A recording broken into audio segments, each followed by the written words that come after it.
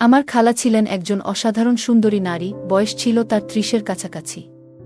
তিনি সবসময় খুব যত্নশীল এবং দয়ালু ছিলেন।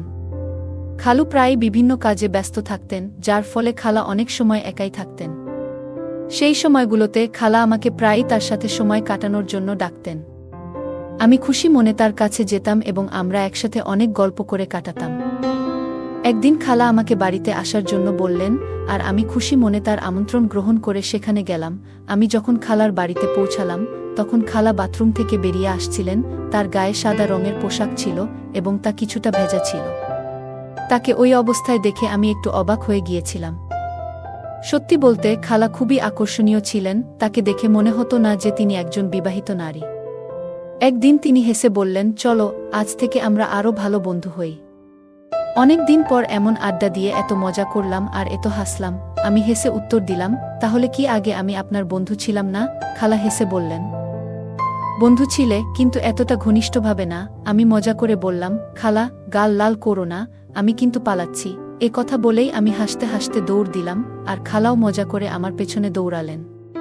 তিনি হাসতে হাসতে বললেন, একটু দাঁড়াও, দেখি ধরতে পারি কিনা। কিছুক্ষণ পর খালা হেসে থেমে গেলেন। পরে চেয়ারে বসে নিয়ে বললেন, এখন একটু বিশ্রাম নেই। খালা ক্লান্ত দেখাচ্ছিলেন। আমি তার পাশে গিয়ে মজা করে বললাম, খালা এত তাড়াতাড়ি ক্লান্ত হয়ে গেলেন নাকি? আমার কথা শুনে খালা আমাকে তার ঘরে নিয়ে গেলেন।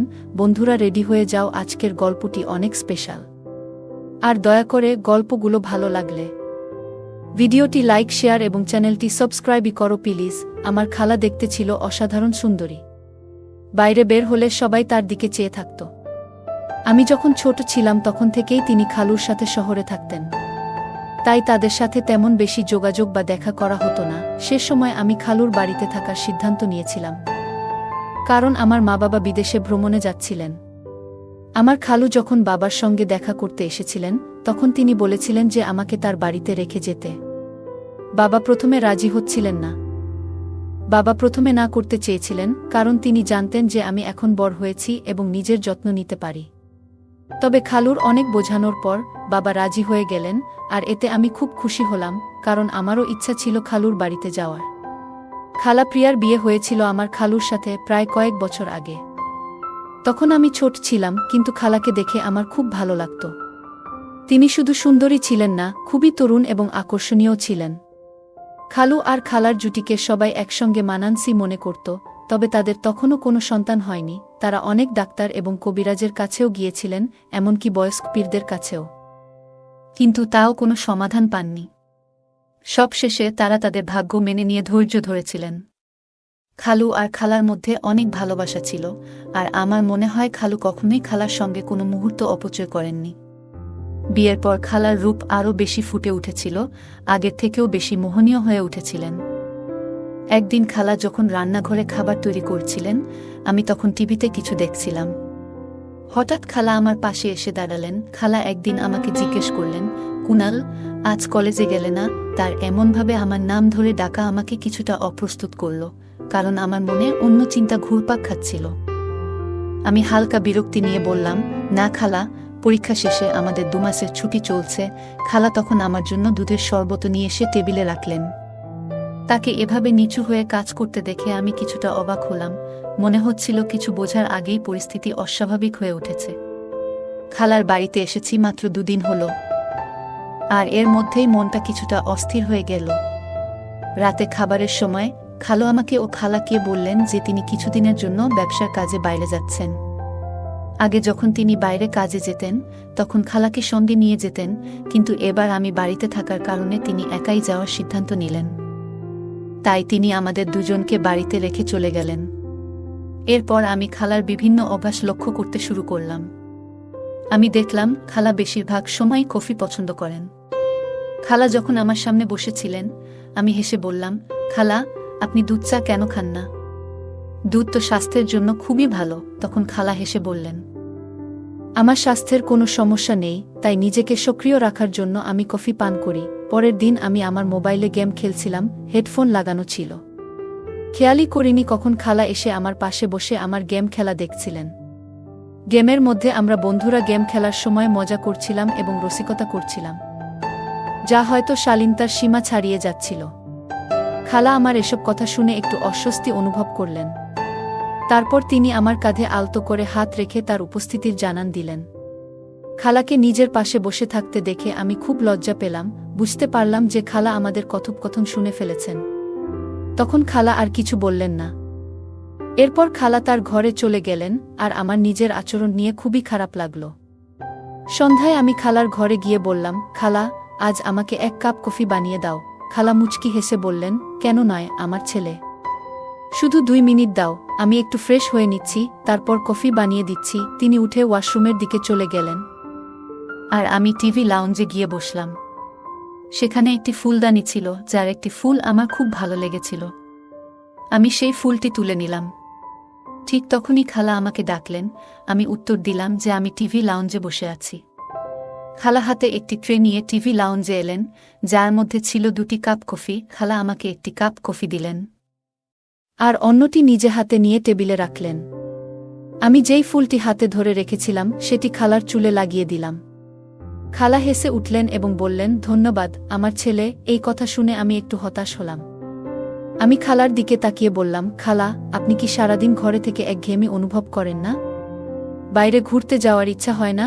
তখন খালা বললেন, না কুনাল, আমি তোমার খালুর সঙ্গে মাঝে মধ্যে বাইরে যাই, কিন্তু তার ছাড়া একা কোথাও যাইনি। আমি চুপচাপ কফি পান করতে লাগলাম। রাতের খাবারের পর আমি টিভিতে একটি সিনেমা চালালাম এবং খালার সঙ্গে বসে দেখতে শুরু করলাম। খালা মনোযোগ দিয়ে সিনেমাটি দেখতে লাগলেন। হঠাৎ সিনেমার একটি দৃশ্য দেখে খালা বললেন, এ তো সেই বাজে জিনিস যা তুমি পাবজি খেলার সময় করছিলে। এটা একদম ঠিক কাজ নয়, তোমার ভাষাও খুব খারাপ। খালার কথা শুনে আমার খুব লজ্জা হলো।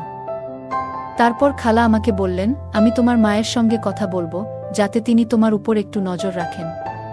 তুমি নিয়ন্ত্রণের বাইরে চলে যাচ্ছ। আমি খালার দিকে তাকিয়ে বললাম, প্লিজ খালা, আমাকে ক্ষমা করে দিন। আমার ভুল হয়েছে। আমি আর কখনো এ ধরনের ভাষা ব্যবহার করব না। আমার বন্ধুরা এমন কথা বলে, তাই আমি তাদের উত্তর দিই। এইভাবে কথা শেষ করলাম। খালা আমার কথা শুনে হেসে উঠলেন এবং বললেন, ভয় পেজো না, আমি কাউকে কিছু বলবো না। আমি জানি তরুণ ছেলেরা কখনো কখনো কেমন কথা বলে। ঠিক আছে, আরেকটা সিনেমা চালাও। এইটা কি দেখছো? তখন আমার মনে স্বস্তি ফিরে এলো। আমি খালাকে জিজ্ঞাসা করলাম, আপনি কোন ধরনের সিনেমা দেখতে পছন্দ করবেন? তিনি বললেন, কোনো বলিউড সিনেমা চালাও। আমি একটি বলিউড সিনেমা চালিয়ে দিলাম। খালা মনোযোগ দিয়ে সিনেমাটি দেখতে লাগলেন, আর আমি তার দিকেই তাকিয়ে রইলাম। তিনি আরাম করে সোফায় বসে একটি পা অন্য পায়ের উপর তুলে রেখেছিলেন। আমিও তার মতো করে একটি পা অন্য পায়ের উপর রাখলাম। মনে হলো খালা আমার এই আচরণটি লক্ষ্য করেছেন এবং তার মুখে হালকা হাসি ফুটে উঠল। তিনি সোফার এক পাশে বসেছিলেন, আর আমি বসেছিলাম অন্য পাশে। খালা হেসে সোজা হয়ে বসে গেলেন, আর আমি আবার তার নকল করার চেষ্টা করলাম। তখন খালা জোরে জোরে হাসতে শুরু করলেন এবং বললেন, কুনাল, তুমি আমার নকল কেন করছো? আমি তার দিকে তাকিয়ে মৃদু হেসে মাথা নাড়লাম। তখন তিনি মজা করে বললেন, কেন আমাকে বিরক্ত করার চেষ্টা করছো? আমি হেসে বললাম, হ্যাঁ একটু তো। তারপর খালা আরও বেশি করে হাসতে লাগলেন। আমি মজা করে বললাম, অনেকদিন হলো কেউ আমাকে বকাঝকা করেনি বা কোনো শাসন পায়নি। আপনি এতটা একঘেয়েমি নিয়ে সারা দিন কাটিয়ে দিচ্ছেন। খালা আমার কথা শুনে কিছুটা অবাক হলেন এবং বললেন, কুনাল, আমি কি সত্যিই একঘেয়ে? আমি হেসে বললাম, জানি না, আমার কি হবে একা একা থেকে। খালা মৃদু হেসে বললেন, তোমার যদি ভালো সঙ্গী দরকার হয়, আমি ব্যবস্থা করতে পারি। তিনি আমাকে খুব সরল আর মজাদার মনে করছিলেন, যা আমার জন্য ভালোই ছিল। এই ধরনের কথাবার্তা চালাতে চালাতে খালা আমার সঙ্গে আরও বেশি স্বাভাবিক হয়ে গেলেন। রাত যখন প্রায় 12টা বাজে, তখন খালুর ফোন আসলো, আর তিনি উঠে নিজের ঘরে চলে গেলেন। আমি কিছুক্ষণ অপেক্ষা করলাম। আমি সিনেমা দেখা শেষ করে এলইডি বন্ধ করে আমার ঘরের দিকে যাচ্ছিলাম। ঠিক তখনই খালার ঘর থেকে তার মৃদু আওয়াজ শুনতে পেলাম। তিনি বলছিলেন, তোমাকে খুব মিস করছি, জানো না কিভাবে এই দিনগুলো কাটাচ্ছি। অন্যদিকে খালু কি বলছিলেন তা আমি শুনতে পাইনি, কিন্তু খালার কথা শুনে আমি কিছুটা অবাক হলাম। খালা খালুকে আরও অনেক কথা বলছিল আর তাকে তাড়াতাড়ি বাসায় আসতে বলছিল। খালা অনেকক্ষণ রাতে খালুর সাথে কথা বলেছিল। সকালে উঠে দ্রুত ফ্রেশ হয়ে আমি আমার ঘর থেকে বের হলাম এবং টিভি লাউঞ্জে এলাম, কিন্তু সেখানে কেউ ছিল না। পরে আমি খালার ঘরের দিকে গেলাম, দরজা বন্ধ ছিল, অর্থাৎ খালা তখনও ঘুমাচ্ছিলেন। আমি কিচেনে গিয়ে নিজের জন্য কফি বানালাম এবং কিছু টোস্ট গরম করে টেবিলে বসে নাস্তা করতে শুরু করলাম। আমি নাস্তা করছিলাম, ঠিক তখনই খালার ঘরের দরজা খুলল এবং তিনি বাইরে এলেন। আমাকে দেখে একটু লজ্জা পেয়ে বললেন যে রাতে ঘুম না আসার কারণে তিনি খুব দেরিতে ঘুমিয়েছিলেন, তাই সকালবেলা তাড়াতাড়ি উঠতে পারেননি। আমি মুচকি হেসে বললাম, কোনো সমস্যা নেই, আপনি যদি নাস্তা করতে চান তাহলে আমি আপনার জন্য তৈরি করে দিচ্ছি। খালা অবাক হয়ে বললেন, তুমি নাস্তা বানাতে জানো? আমি বললাম, আপনি দ্রুত ফ্রেশ হয়ে আসুন, আমি এর মধ্যেই নাস্তা প্রস্তুত করে টেবিলে রেখে দেব। খালা হাসলেন এবং পুনরায় তার ঘরে চলে গেলেন। এরপর আমি কিচেনে চলে গেলাম। খালা আমাকে দেখলেন এবং একটি চেয়ারে বসে পড়লেন। খালা ফ্রেশ হয়ে অনেক সুন্দর একটি শাড়ি পরেছিলেন, যা তাকে অনেক সুন্দর লাগছিল। আমি তার দিকে তাকিয়ে রইলাম আর আমি তার সামনে টেবিলে নাস্তা সাজিয়ে দিলাম। খালা আমার দিকে তাকিয়ে মুচকি হাসলেন, তারপর আমার মাথায় হাত বুলিয়ে আমার চুলগুলো একটু এলোমেলো করে দিলেন। তিনি হেসে বললেন, তুমি তো বেশ বুদ্ধিমান। আমি ভেবেছিলাম তুমি আজকালকার ছেলেদের মতোই হবে, কিন্তু তুমি তো অনেক পরিশ্রমী। আমি খালার হাত ধরতে গেলে তিনি মুচকি হেসে আমার গালে হালকা করে একটা চাপ দিলেন এবং বললেন, তোমার চুল এলোমেলো হলেও তুমি আরও সুন্দর লাগছ। এরপর খালা নাস্তা করলেন এবং বললেন, কুনাল, তোমার অনেক ধন্যবাদ, আজ তুমি আমার দিনটা আনন্দময় করেছ। তিনি মজা করে বললেন, চলো আজ থেকে আমরা আরও ভালো বন্ধু হয়ে যাই। অনেকদিন পর এত মজা করে আড্ডা দিলাম আর এত হেসেছি। আমি হেসে বললাম, তাহলে কি আগে আমি আপনার বন্ধু ছিলাম না? খালা হাসতে হাসতে বললেন, বন্ধু ছিলে ঠিকই, কিন্তু এতটা ঘনিষ্ঠ ছিলে না। আমি মজা করে বললাম, খালা, আমার গাল লাল করো না, আমি পালাচ্ছি। এ কথা বলে আমি হেসে দৌড়ে গেলাম আর খালাও হাসতে হাসতে আমার পেছনে ছুটলেন। তিনি মজা করে বললেন, একটু দাঁড়াও, দেখি তো ধরতে পারি কিনা। কিছুক্ষণ পর খালা হেসে থেমে গেলেন, আরাম করে বড় চেয়ারে বসে শ্বাস নিয়ে বললেন, এখন একটু বিশ্রাম নিই। খালা বেশ ক্লান্ত লাগছিলেন। আমি তার কাছে গিয়ে মজা করে বললাম, খালা, এত তাড়াতাড়ি ক্লান্ত হয়ে গেলেন? কথাটা বলতেই তিনি মুচকি হেসে আমার গালে হালকা টিপ দিলেন। আমি একটু অভিমানী ভঙ্গিতে বললাম, আপনার কাছ থেকে আর কোনো ভালোবাসা আশা করতে পারি না, আপনি তো একদম কঠিন। খালা স্নেহভরে তাকিয়ে বললেন, এমন কথা বলো না, এবং যেখানে তিনি গালে টিপেছিলেন সেখানে আলতো করে হাত বুলালেন।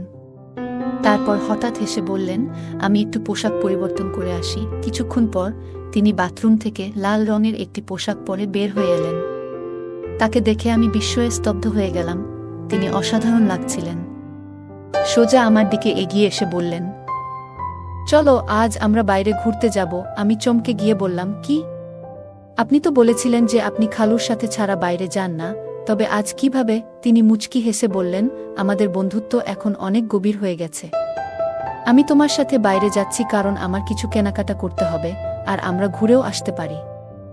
আমি বললাম, ঠিক আছে, তবে আমিও একটু পোশাক পাল্টে নিই, নিজেরটা একটু ঠিকঠাক করে নিই, হয়তো কোনো মেয়ে আমার দিকেও তাকাবে। খালা হেসে আমার পিঠে একটা মৃদু ধাক্কা দিয়ে বললেন, তুমি সবসময় মজা করো কেন?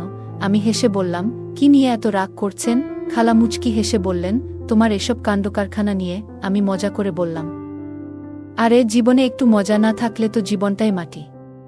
না হলে সারা জীবন আপনি আমাকে একঘেয়ে বানিয়ে রাখবেন। খালা প্রথমে বুঝতে পারলেন না, কিন্তু যখন বুঝলেন তখন সঙ্গে সঙ্গে তার পায়ের জুতো খুলে বললেন, লজ্জা করো, না হলে এখানেই তোমাকে পেটাবো। আমি হেসে আমার ঘরে ঢুকে গেলাম। পরে আমরা একসঙ্গে মার্কেটে গেলাম। সেখানে গিয়ে দেখলাম যে খালাকে দেখছে সবাই তাকিয়েই থাকছে। লাল রঙের পোশাকে তিনি অসাধারণ লাগছিলেন। আমি মজা করে খালাকে বললাম, ম্যাডাম, আপনি যখনই বাইরে বের হন সবাই আপনাকেই দেখছে, যেন তাদের আর কোনো কাজ নেই। খালা হেসে বললেন, কুনাল, লজ্জা করো, আমি তোমার খালা। আমি মাথা নিচু করে বললাম, ঠিক আছে খালাজান। খালা হেসে আমার পাশে বসে বললেন, তুমি কখনোই ফ্লার্ট করা থেকে বিরত হবে না, তাই না? আমি মুচকি হেসে বললাম, কোনো দুর্ভাগা আছে যে আপনাকে নিয়ে ফ্লার্ট করতে চাইবে? খালা হেসে বললেন, বাহ, তুমি তো বেশ। একটু চুপ থাকার পর তিনি আমার খুব কাছাকাছি এসে কানে কানে বললেন, সত্যি করে বলো তো, তোমার কি কোনো প্রেমিকা নেই? আমি তার দিকে তাকিয়ে মিষ্টি হেসে বললাম, না, এমন কেউ পাইনি। আপনার মতো এত সুন্দর মেয়ে কোথায় পাবো? আমি হেসে বললাম, গার্লফ্রেন্ড নয়, যদি জীবন সঙ্গী বানিয়ে নিতাম। খালা মিষ্টি হেসে বললেন, তুমি আমাকে এতটাই পছন্দ করো?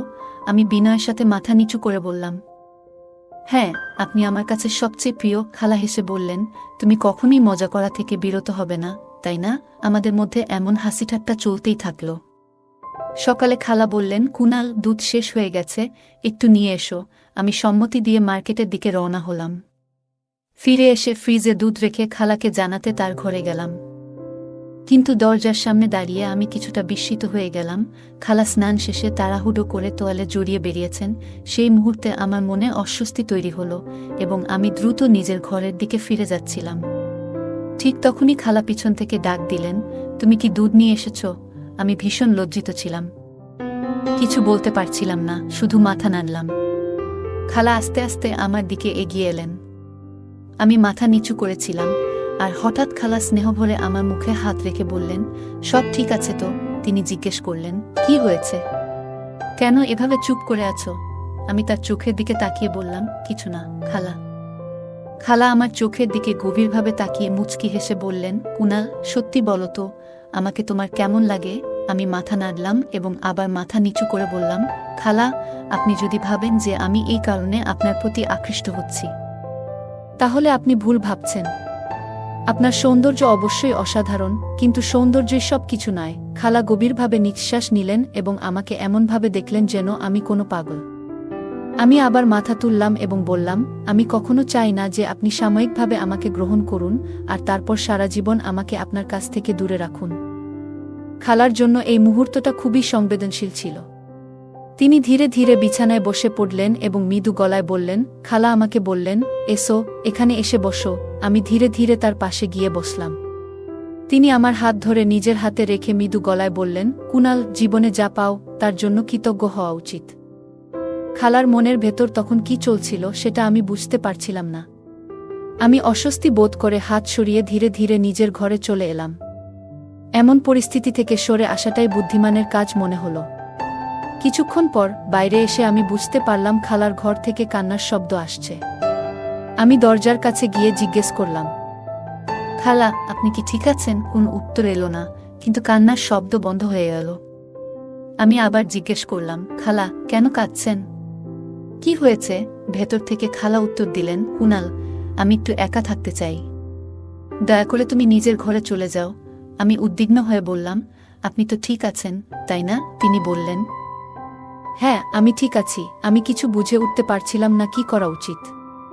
অবশেষে আমি নিজের ঘরে ফিরে গেলাম।